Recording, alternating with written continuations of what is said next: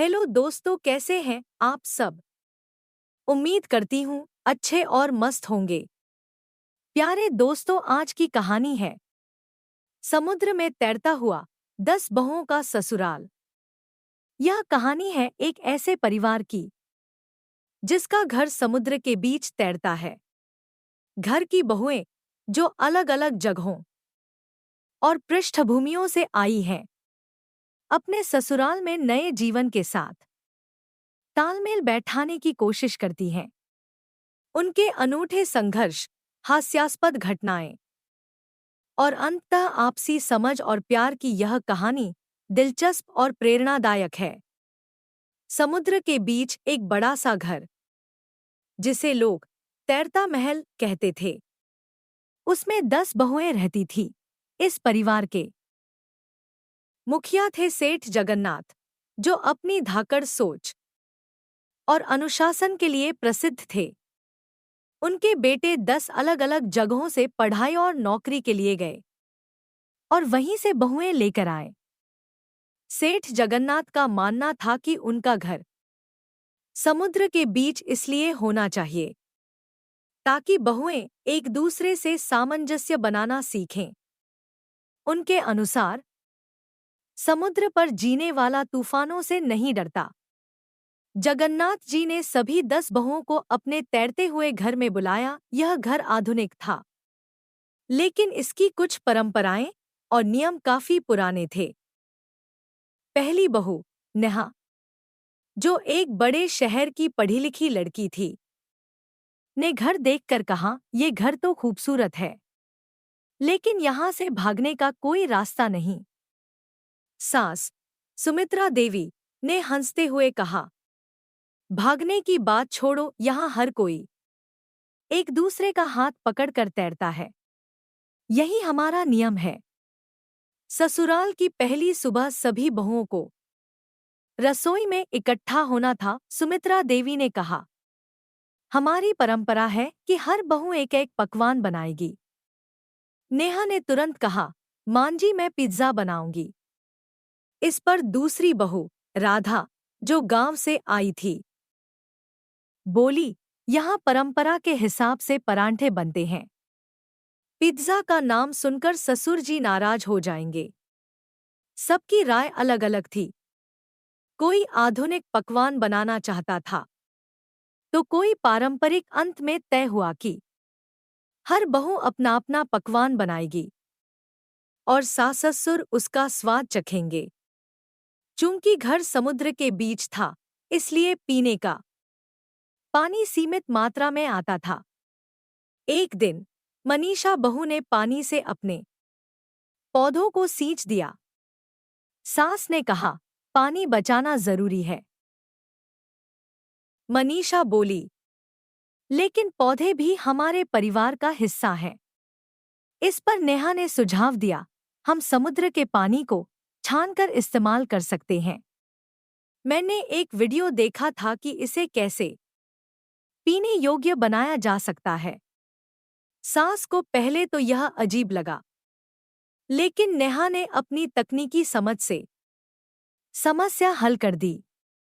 एक दिन समुद्र में तेज तूफान आया। घर हिलने लगा, सभी बहुएं डर गईं।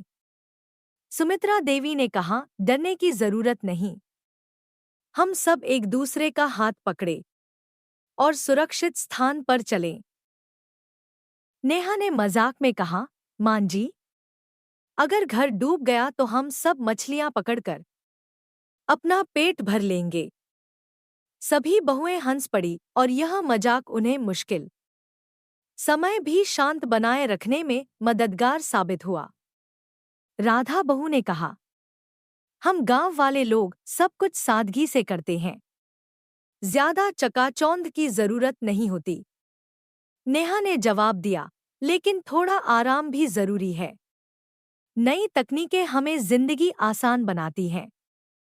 सास ने दोनों को समझाते हुए कहा, गांव की सादगी और शहर की समझदारी, दोनों को मिलाकर ही सही संतुलन बनता है। ससुराल में एक परंपरा थी कि हर साल एक तैराकी प्रतियोगिता होती थी।